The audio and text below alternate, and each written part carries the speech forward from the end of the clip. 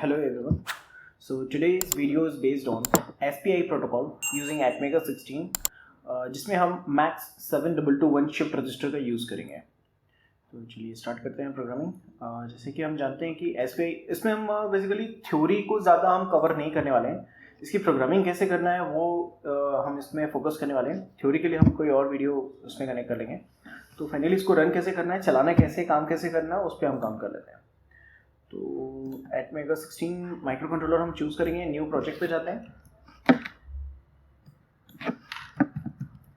MAX 7221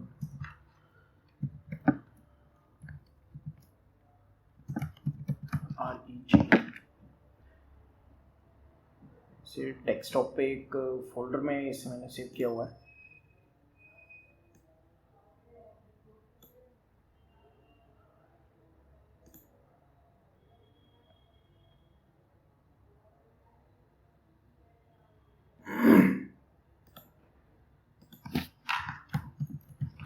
Atmega 16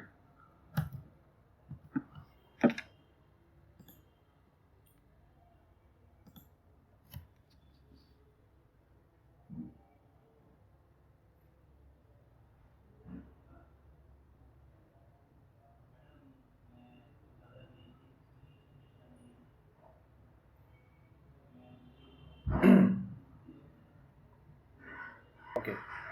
तो इसमें हटा लेते हैं हम।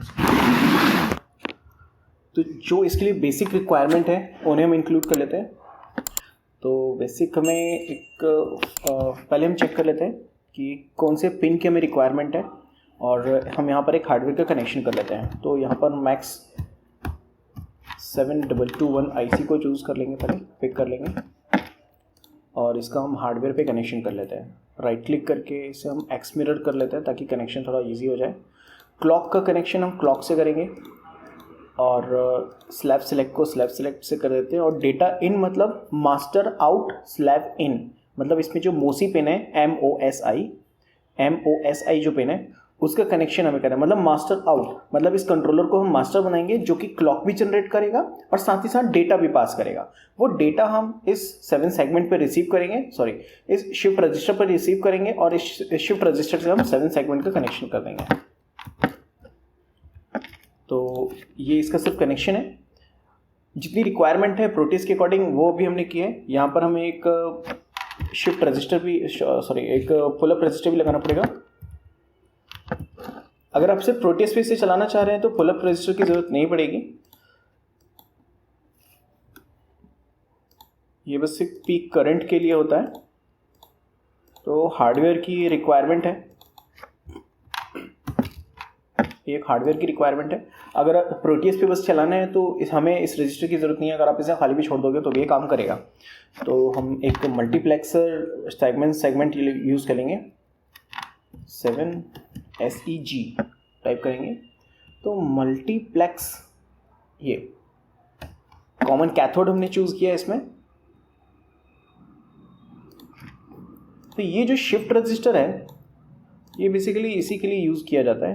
तो डिजिट 1 और 2, DP का कनेक्शन DP से, G का कनेक्शन G से, और इसका हम पैरेलल कनेक्शन कर रहे हैं। इसके जो भी सेगमेंट्स हैं सबको पैरेलल कनेक्शन होगा। मतलब पिन A से कनेक्ट होगा, B से होगा। अब ये जो डिजिट्स आप देख पा रहे हैं, डिजिट मतलब इसमें 7 तक है, 0 से स्टार्ट है 7 तक है। मतलब 8 डिजिट का 7 सेगमेंट हम इसमें यूज़ कर सकते हैं। 8 डिजिट तक का 7 सेगमेंट हम इसमें यूज़ कर सकते हैं। ये हमें डिजिट चूज़ करना पड़ता है किस डिजिट पे कौन सा डेटा हमें वैल्यू प्रिंट करवानी है। तो उसके लिए हमने इसका सेटअप बनाया हुआ है। तो इसे हम थोड़ा सा बीच में कर लेते हैं।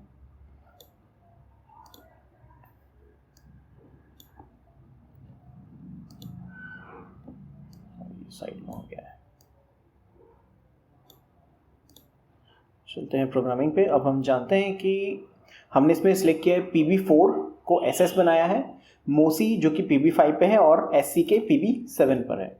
तो हम चलते हैं प्रोग्रामिंग पे। यहाँ पर हम डिफाइन कर लेते हैं हैश डिफाइन SS ये हमारी सुविधा के लिए है, ज़रूरी नहीं है कि आप इसे डिफाइन करें, नहीं भी डिफाइन करेंगे तो आपको पिन का नंबर देना ज़रूरी हो जाएगा। तो जो एसएस है हमारा PB4 पर है, हमने यहाँ पर लिख लिया, इसे कॉपी कर लेते हैं। PB5 यूज़ किया है मोसी के लिए, जो कि हमारा मास्टर आउट स्लैब इन, और ये है SCK, ये हमारा PB7 पर कनेक्टेड है। अलाइनमेंट एक से कर लेते हैं, ठीक है। यहाँ से हम सबसे पहले इनको हमें डायरेक्शन देना होगा। तो DDR-B, ये हमारे पोर्ट B से कनेक्टेड है, आप देख सकते हैं इसमें, ये हमारा पोर्ट B है, तो हमें इनको आउटपुट देना है। मास्टर पे तो हमने कोई इनपुट लेना नहीं है, 7 सेगमेंट से कोई भी इनपुट हमारे पास कंट्रोलर के लिए नहीं आ रहा है, तो हमें इनपुट डायरेक्शन किसी पे भी सेट नहीं करना है। तो यहाँ हम इसमें आउटपुट डायरेक्शन सेट करेंगे। तो किसे सेट करना है, यहाँ पर मैं एक सॉफ्टवेयर डिफाइंड रजिस्टर का यूज़ करने वाला हूँ। आप चाहो तो एक सिंपल तरीके से भी कर सकते हो, लेकिन मैं यहाँ पर इसका यूज़ करूँगा, बस मुझे पसंद है, मैं इसको इसीलिए यूज़ कर रहा हूँ। _BV, इसको software defined register SFR def use करने से हम थोड़ा ये जो शिफ्ट ऑपरेटर यूज़ करते हैं ना, 1 लेफ्ट शिफ्टेड बाय, चलिए मैं लिख कर ही दिखा देता हूँ, 1 लेफ्ट शिफ्टेड बाय मोसी, ठीक है। इस सिंटेक्स के बदले हम लिख सकते हैं _BV और इसके अंदर मोसी, ठीक है। ये इतना आसान हो जाता है और काफ़ी हद तक प्रोग्रामिंग्स में हमें देखने को भी मिलता है। ये SS को भी हम आउटपुट डायरेक्शन दे देंगे _BV। यहाँ पर एक और पिन कौन सा बचता है, SCK, जो कि हमारा क्लॉक का काम कर रहा है। ये तो था SPI के लिए हार्डवेयर का आउटर डायरेक्शन, ठीक है। अब हमें इसका जो SPI प्रोटोकॉल है उसको हमें सेट करना है। तो SPI के लिए हमारे पास जो रजिस्टर होता है, इसका एक कंट्रोल रजिस्टर होता है SPCR, ठीक है। SPI का कंट्रोल रजिस्टर है SPCR, इसके थ्रू हमें पहले SPI को इनेबल करना पड़ता है। तो हम सिंपली लिखेंगे _BV SPE stands for SPE enable, SPI enable. फिर इसके बाद हम चाहते हैं कि जो माइक्रो कंट्रोलर है जिसमें हम प्रोग्रामिंग कर रहे हैं वो मास्टर की जैसे ट्रीट करें। तो MSTR बिट का हम यहाँ इस्तेमाल करेंगे और _BV। यहाँ पर फिर इसके बाद हमारे पास लास्ट ऑप्शन बचता है जो फ्रीक्वेंसी हम डिफाइन करते हैं। पहले मैं लिख लेता हूँ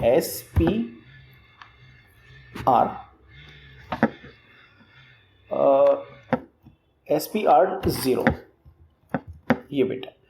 अब SPR0 बिट का काम क्या है, ये बस जो हम फ्रीक्वेंसी डिफाइन करते हैं, अभी मैंने डिफाइन नहीं की है, तो अगर हम डिफाइन नहीं करते तो 1 मेगाहर्ट्ज़ की फ्रीक्वेंसी लेकर चलता है। ये has defined F_CPU space 1 6 times 0 unsigned long, ठीक है। हमने 1 मेगाहर्ट्ज़ की फ्रीक्वेंसी डिफाइन कर दी है। अब ये जो हमने फ्रीक्वेंसी यहाँ पर डिफाइन की है, ये फ्रीक्वेंसी को क्या करेगा, ये वाला जो बिट हमने हाई किया है इसको 16 से डिवाइड कर देता है, ठीक है। इसकी स्पीड से रिलेटेड है, ये सारा पोर्शन हम थ्योरी वाले किसी वीडियो में कवर करेंगे। तो अभी इसको यूज़ कैसे करना है, चलाना कैसे, इम्प्लीमेंटेशन के बाद इसका नॉलेज लेना थोड़ा सा ईजी होता है और हमारे लिए कॉन्फिडेंस भी मेंटेन करके रखता है, इंटरेस्ट को भी मेंटेन करके रखता है। तो पहले हम इसको चला कर देखेंगे, ठीक है। अब जो कमांड होता है, ये जो मैक्स 7221 शिफ्ट रजिस्टर है, ये कुछ कमांड होते हैं। तो कमांड्स हम देख लेते हैं। जैसे कि इसकी ब्राइटनेस को सेट करना, स्कैनिंग कितने की करना होता है, मल्टीप्लेक्सिंग का हमने एक वीडियो बनाया हुआ है, इसमें आपने देखा होगा कि हमने कितना लंबा प्रोग्राम बनाया था मल्टीप्लेक्सिंग यूज़ करके, मतलब स्कैन करना है, जैसा हमें स्विचिंग करनी पड़ी थी, हाई स्पीड से स्विचिंग करनी पड़ी थी हमें। तो इसमें कमांड्स, तो इसमें हमें स्विचिंग करनी नहीं पड़ेगी, बस हमें इसको कमांड देना होगा कि आपको इतने बिट्स के बीच में स्विचिंग करनी है, तो वो खुद ही स्विचिंग करना स्टार्ट कर देता है। मतलब वहां पर हमारा कोई लूप की जरूरत नहीं होती है। तो हम इसके कमांड्स देख लेते हैं। इमेज पर जाएंगे, मैक्स 7221 कमांड्स हमने सर्च किया है और इमेज वाले सेक्शन में हम जाकर इसके कमांड्स को नोट करेंगे।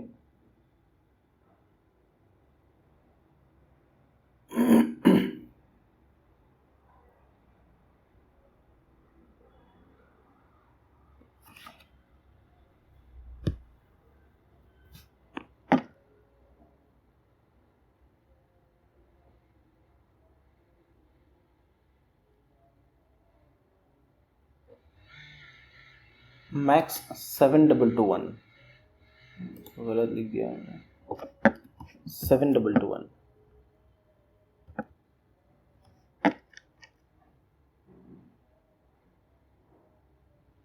ओ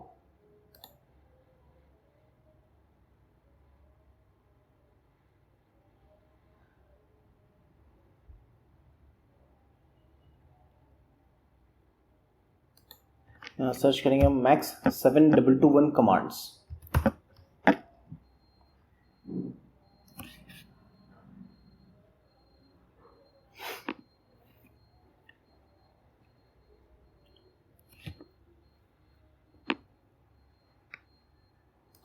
तो ये इसके कमांड्स हैं।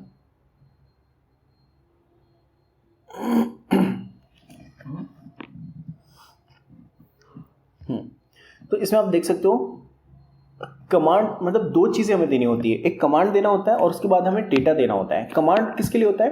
पहले ये पूछना चाहता है कि आप डिस्प्ले कराना चाहते हो या क्या करना चाहते हो, मतलब हमें इसको ऑन भी करना होता है।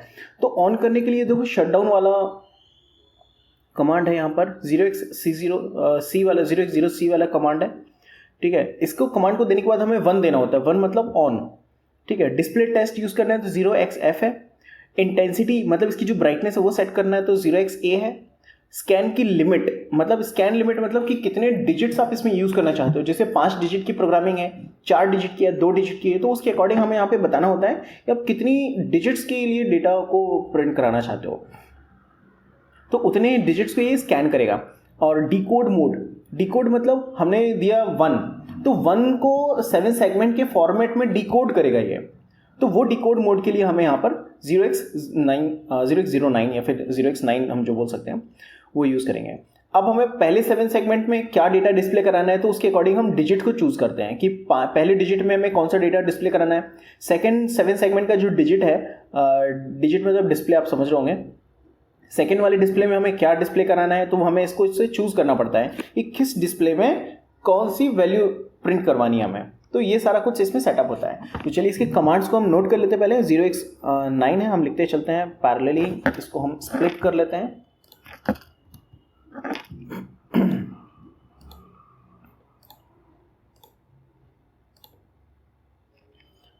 तो इसमें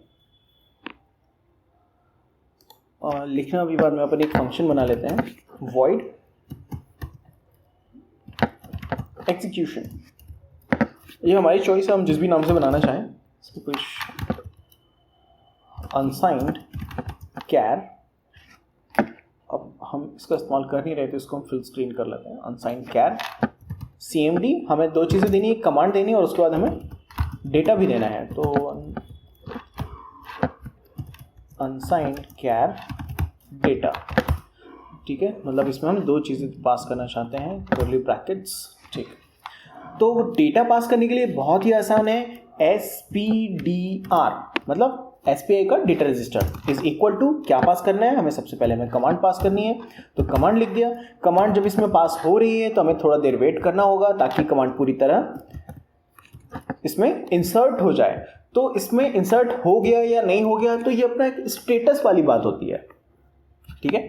इसमें कमांड इंसर्ट हो गया कि नहीं हुआ। सपोज हमने 0x9 कमांड दिया है, ठीक है, स्कैनिंग के लिए, या फिर जो भी मैंने डिस्कस किया था, अपन ने बताया था अभी मैंने, तो वो वाला कमांड अगर हमने इस पर दिया है वो कमांड इसमें कंप्लीटली चला गया या नहीं गया, क्योंकि हम जानते हैं कि SPI एक एक बिट डेटा ट्रांसफर करता है, ठीक है। तो 9 अगर हमने दिया है तो पूरी 9 ट्रांसफर हो गया कि नहीं हुआ, बिट वाइज ट्रांसमिशन हो गया कि नहीं हुआ। तो जब तक ये ट्रांसमिशन चल रहा है तब तक हमें वेट करना होता है।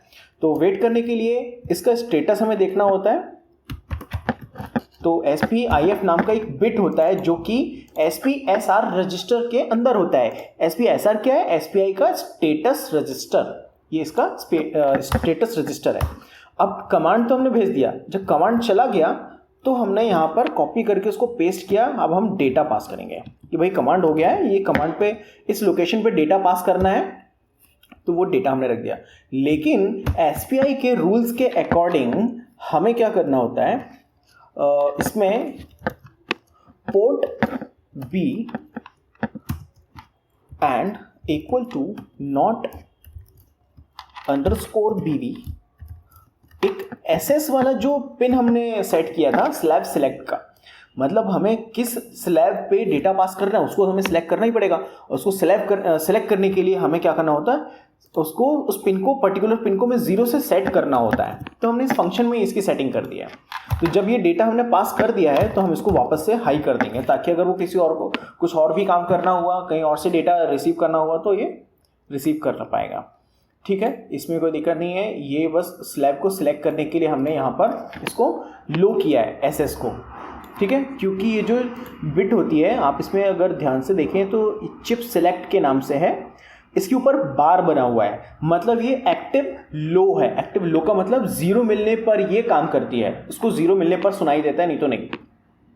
और ये एसएस है। अगर हम इस मास्टर को, इस माइक्रो कंट्रोलर को स्लैब बनाना चाहेंगे तब हमें इसकी जरूरत पड़ेगी, अदरवाइज ऐसा कोई जरूरत नहीं है। आप किसी और पिन से भी दे सकते हो 0, या फिर आप डायरेक्टली इसको ग्राउंड कर सकते हो, तो ये हमेशा ही सुनता रहेगा। ठीक है, ये परमानेंट सिलेक्शन हो जाएगा इसका। तो अभी हम वैसा नहीं करते हैं, हम रूल्स के अकॉर्डिंग चलते हैं, क्योंकि हम एक लाइब्रेरी टाइप की प्रोग्रामिंग कर रहे हैं कि अगर हम इसको कहीं भी यूज़ करना चाहें तो कर सकें। ठीक है, अब ये हमारा एक फंक्शन बन चुका है, हमने एक फंक्शन बनाया है। अब इस फंक्शन को हम एग्जीक्यूट करेंगे। एग्जीक्यूशन क्या हमें पास करना है, 0x9। ये कमांड किसका है, टेबल पर हम चलते हैं वापस, अब देख लेते हैं। 0x9 किसके लिए यूज़ किया था हमने, डिकोड मोड। कितने डिजिट्स हैं हमारे पास, 2 डिजिट्स हैं। तो डिकोड मोड के लिए 2 डिजिट्स को सेलेक्ट करना है, तो हमें या तो हम बाइनरी दे सकते हैं, 0 भी बाइनरी दे सकते हैं, या तो हम डायरेक्टली 3 लिख सकते हैं, क्योंकि 3 का बाइनरी भी डबल 1 होता है। Decode mode for 2 digits, 2 digits कौन से, डिजिट 0 एंड नहीं एंड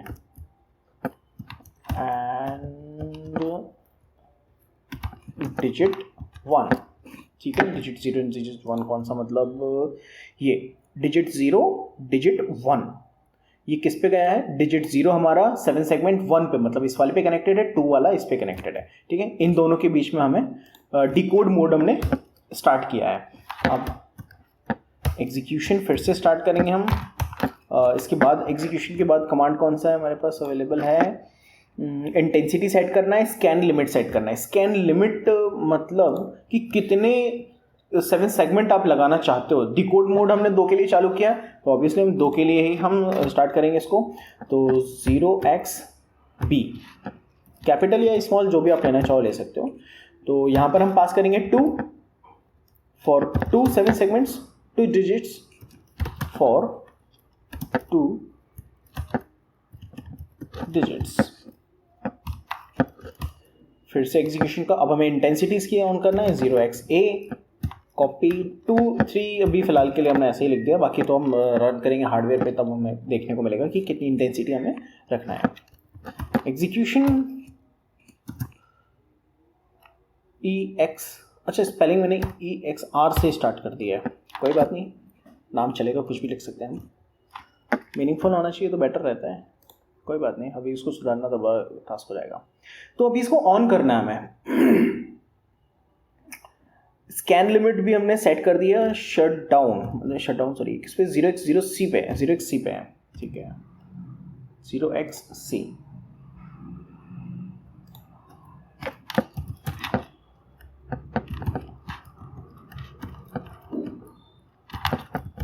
इसको मैं लिख देता हूँ ब्राइटनेस, और 0xc इसको करना है 1।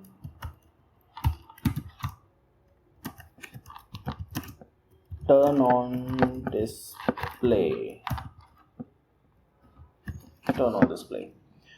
ठीक है। डिस्प्ले टेस्ट वगैरह नहीं करना है, टर्न ऑन करने, स्कैन लिमिट, इंटेंसिटी, डिकोडेशन, सारी चीज़ें यूज़ हो गई, बस डिस्प्ले टेस्ट यूज़ नहीं किया, वो अभी मैं नहीं करना चाहता। डिजिट का सिलेक्शन हम जब डेटा प्रिंट करने लगेंगे तब करेंगे। तो पहले हम सिंपली क्या करते हैं, डिजिट का भी इसमें दे देते हैं डेटा कि भाई हमें किस पे, डिजिट नंबर 1 पे क्या डिस्प्ले कराना है, 5। डिजिट नंबर 1 पे 5 डिस्प्ले कराना है, और इतना ही रखते हैं, रन करते हैं, चेक कर लेते हैं इतना, फिर आगे मेहनत करेंगे।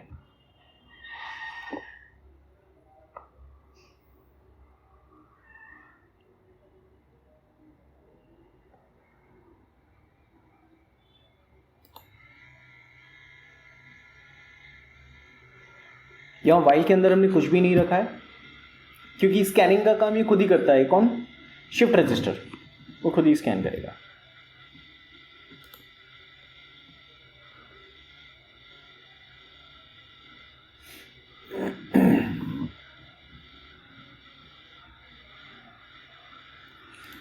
ठीक है, ये हो चुका है। मैं यहाँ से इसकी फाइल का एड्रेस कॉपी कर लेता हूँ ताकि ब्राउज़ करने में मुझे ज़्यादा परेशानी ना आए। कॉपी, माइक्रो कंट्रोलर पे डबल क्लिक किया और यहाँ से इसका एड्रेस पेस्ट किया। अब इसे हम ब्राउज़ करेंगे और डीबग, इसके अंदर हम मशीन कोड को सिलेक्ट करेंगे, hex file, then okay and play. Check करते हैं क्या होता है इसमें। 5 देखिए, हमने डिजिट 1 पर 5 दिया है और डिजिट 2 पे तो कुछ नहीं दिया, इसने 0 खुद ही दे दिया। मतलब इसने अपने से इंटरनल सेटिंग करके रखी है, अगर डेटा नहीं दिया तो 0 लेकर चलेगा वो। अब हम सेकेंड डिस्प्ले पे भी कुछ डेटा दे देते हैं। EXR डिजिट नंबर 2, इस पर हमें चाहिए 9, ठीक है, और सेमीकोलन। इसको हम कंपाइल करते हैं।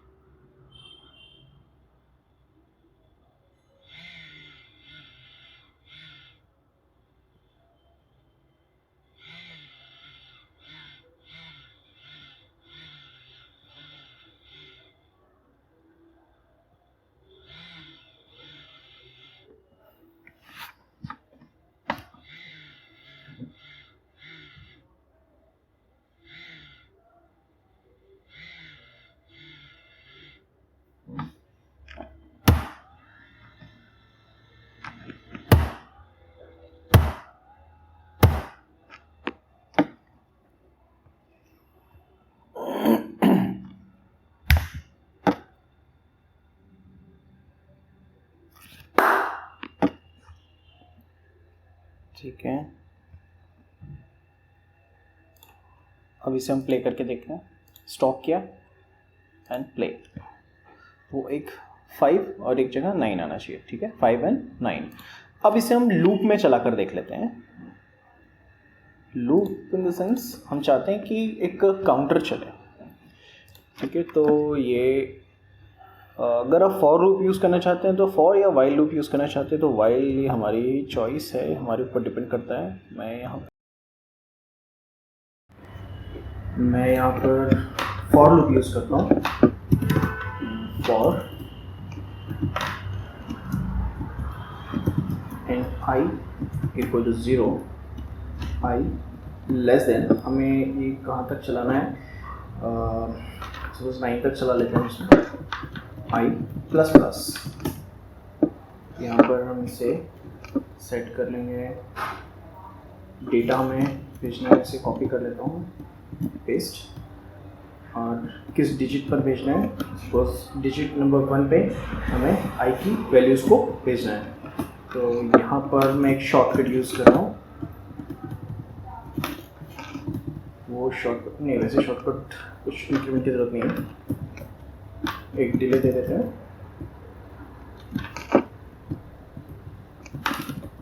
1 सेकेंड का डिले दे दिया हमने। तो ये क्या करेगा, 0 से लेकर 9 तक सिंगल जो फर्स्ट वाला 7 सेगमेंट है उस पर आई की वैल्यूज़ को प्रिंट करेगा। तो इसे कंपाइल कर लेते हैं और फिर चेक करते हैं।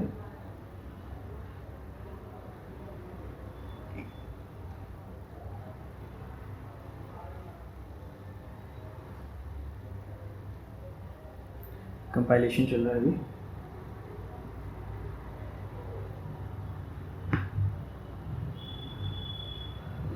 ठीक है, हमने हेडर फाइल को इंक्लूड नहीं किया है डिले के लिए, तो उसके लिए हमें एरर थ्रो किया है इसे हैश इंक्लूड u2/delay.h। ये हेडर फाइल है। अब हम इसे दोबारा कंपाइल कर लेते हैं। मतलब ये जो डिले वाला फंक्शन है वो हेडर फाइल के अंदर डिफाइन किया हुआ है, u2/delay.h के अंदर है, तो उस फाइल को हमें इंक्लूड करना होगा, इधर बिना उसके हम इसे यूज़ नहीं कर सकते।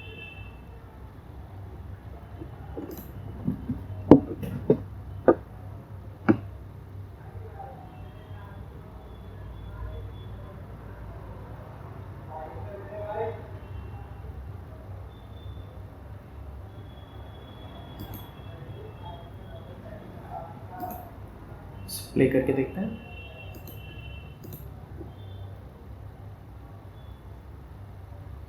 वन, देखिए डिजिट हमने 1 चूज़ किया है, इस वजह से फर्स्ट वाला जो डिजिट है लेफ्ट हैंड साइड है उस पर डेटा हमें डिस्प्ले कर रहा है।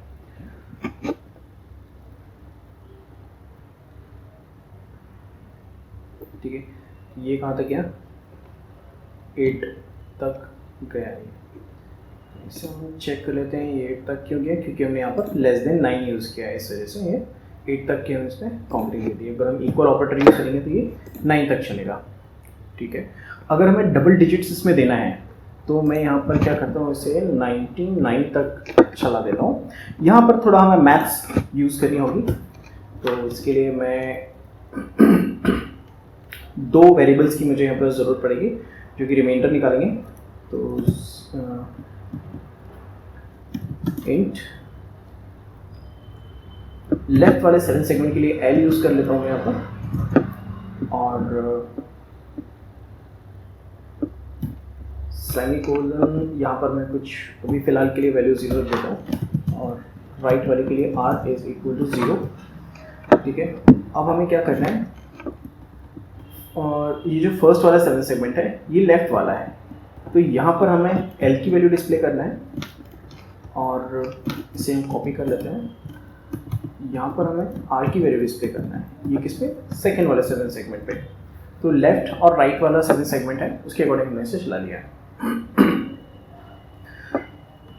तो जब 1 होगा, ठीक है, 1 है या सिंगल सेगमेंट का डेटा है, तब हमें कुछ ऐसा एल्गोरिथम लगाना है कि ये राइट हैंड साइड पर ही डेटा दे। मतलब अभी हम फिलहाल इसके लिए इमेजिन करते हैं कि जो हमें नंबर डिस्प्ले कराना है वो 2 डिजिट का है, तो 2 डिजिट के नंबर के लिए हमें 2 डिजिट, फॉर एग्जांपल हम मान लेते हैं कि अभी i की वैल्यू 11 तक जा चुकी है, तो L इज इक्वल टू, सबसे पहले राइट हैंड साइड वाला डेटा हमें मिलेगा क्योंकि हम रिमाइंडर यूज़ करने वाले हैं इसमें। R is equal to I modulus 10। ठीक है, R is equal to I modulus 10। तो इस पर राइट हैंड साइड वाला जो भी रिमाइंडर है, ये बेसिकली ऑपरेटर रिमाइंडर के लिए यूज़ किया जाता है। ठीक है, और फिर इसके बाद हमें क्या करना है, कितने बार में डिवाइड, सिर्फ 2 डिजिट का है तो हम इसको डायरेक्टली 10 से डिवाइड कर देंगे तो भी हमें आंसर दे देगा। तो L is equal to I divided by 10। इसे हम चेक करेंगे, लॉजिकली चेक करेंगे पहले। ठीक है, लॉजिकली मतलब कैसे कि हमने एक बार पहले इसको वेरीफाई कर लेते हैं। हम इसे R मतलब ये राइट हैंड साइड वाले 7 सेगमेंट पे हम रिमाइंडर लेंगे। फॉर एग्जांपल मैं यहाँ पर कमेंट करके लिख लेता हूँ, कमेंट I की वैल्यू हमने यहाँ पर इमेजिन की है कि 11 है, 11 नहीं, हम इसमें 15 मान लेते हैं, जिसे हम कैलकुलेट करके क्या रिमाइंडर निकालेंगे। रिमाइंडर मतलब आप समझ पा रहे हो, हमने डिवाइड किया तो शेषफल कितना बच रहा है। ठीक है, रिमेनिंग अमाउंट, रिमेनिंग कितना वैल्यू आ रही है वो। तो 15 में अगर हम 10 का मॉड्यूलस करेंगे तो डिवाइड करेंगे तो 1 टाइम में कंप्लीटली डिवाइड हो जाएगा, बचेगा 5। ठीक है, तो रिमाइंडर निकालने से हमें यहाँ 5 मिल जाएगा। ठीक है, I मॉड्यूलस 10 यूज़ करने से आंसर हमें 5 मिलेगा, और कॉपी किया इसे और यहाँ पेस्ट किया, और इसमें हमने क्या किया है, डिवाइड यूज़ किया है। 15 को अगर हम 10 से डिवाइड करेंगे तो कितने बार में डिवाइड होगा, एक बार में डिवाइड होगा, तो हमारे आंसर 1 मिल जाएगा। इसी तरीके से अगर हम यहाँ पर मान लेते हैं कि हमारे पास है 5, ठीक है, तो 5 को अगर हम 10 से डिवाइड करेंगे तो रिमाइंडर तो वैसे भी वो उससे डिवाइड करेगा नहीं, तो 5 एज अ रिमाइंडर रिटर्न कर देता है ये, ठीक है। और यहाँ पर 5 को अगर हम डिवाइड करेंगे 10 से तो ये डिविजिबल नहीं है, तो आंसर हमें क्या मिलेगा, 0। यही चीज़ हम चाहते हैं, इसे हम चलाकर देख लेते हैं। इसे कंपाइल किया है,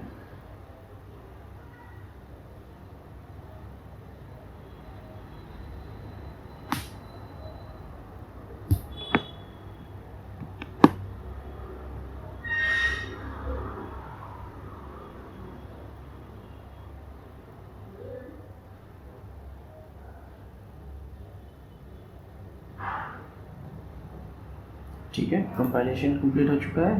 प्रोग्राम पे जाएंगे, सिमुलेशन पे प्ले करेंगे, इसे चेक करते हैं। 0 0 बराबर चल रहा है, सही है। 1 2 3 4 भी सही चल रहे हैं। 9 के बाद ये 10 11 होता है या नहीं, ये हमें चेक करना होगा। वेट करते हैं, और ये 10, ठीक है। तो लेफ्ट हैंड साइड पे लेफ्ट हैंड साइड का डेटा, राइट हैंड साइड पे राइट हैंड साइड का डेटा। तो किसी भी नंबर को अगर हमें ब्रेक करना है तो हम इसका एग्जांपल लेते हैं, लेकिन ध्यान रखिएगा हमें यहाँ पर सिर्फ 2 डिजिट्स के को हमने ब्रेक किया है, सिर्फ 2 डिजिट्स को हमने ब्रेक किया है।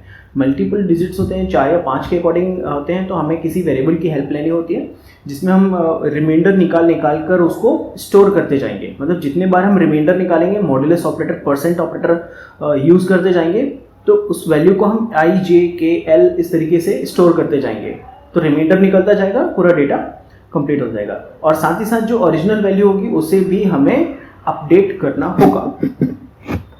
चलिए मैं अभी चलाकर बता देता हूँ, अगर आप इसे यूज़ करेंगे तो काफ़ी हेल्पफुल रहेगा। जैसे कि a is equal to, example के लिए बस बता रहा हूँ मैं, ये 1 2 3 4 है, ठीक है, 1 2 3 4 है। तो हमें क्या चाहिए है, 4 7 सेगमेंट में, जिनके नाम हम i, j, k, l ये यूज़ करते हैं। तो i पर हमें 4 चाहिए, तो i पे 4 लेने के लिए a मॉड्यूलस 10, i पे 4 आ जाएगा। जब i पे 4 आ गया तो अब हमें चाहिए j पे 3, तो a की वैल्यू को हमें अपडेट करना पड़ेगा, a is equal to a divided by 10। अब इसके बाद हम यहाँ पर यूज़ कर सकते हैं, इसके बाद अब हम यहाँ यूज़ कर सकते हैं j is equal to a modulus 10। यहाँ पर हमें दोबारा इस लाइन को कॉपी करना होगा ताकि a की वैल्यू अपडेट हो जाए। a को हर बार हमें अपडेट करना पड़ेगा, और इस चीज़ को हम कॉपी करके ही पेस्ट कर देते हैं। कॉपी और ये पेस्ट। तो i, j, k, l में अगर हमें कोई 1 2 3 4 4 7 सेगमेंट पे डेटा डिस्प्ले कराना है तो हमें इस तरीके से उसे ब्रेक करना होगा। लेकिन अगर आप फॉर लूप की तरफ से इसे ले रहे हो, जैसे कि अभी हमने यहाँ पर फॉर लूप यूज़ किया हुआ है जिसमें i की वैल्यू अपडेट हो रही है, तो इस केस में अगर आपने a के नाम का फॉर लूप यूज़ किया है तो यहाँ गड़बड़ हो सकती है। क्यों? क्योंकि जब आपने उसको ब्रेक किया a की वैल्यू 0 हो जाएगी, तो ये इनफाइनाइट लूप हो जाएगा, ठीक है, वो एक अलग मैटर है। तो हमें क्या करना होगा, फॉर एग्जांपल अगर हमारा जो फॉर लूप है वो सपोज कि u के नाम से चल रहा है, तो हम क्या करेंगे, a is equal to u, इस तरीके से हम u की वैल्यू को a में अपडेट कर लेंगे और फिर a को ब्रेक करके स्प्लिट करके 7 सेगमेंट पे डिस्प्ले करवा सकते हैं। तो इस तरीके से हम कुछ लॉजिक्स यूज़ करना होगा मल्टीपल 7 सेगमेंट को यूज़ करने के लिए से। तो okay, so thank you everyone, thank you very much.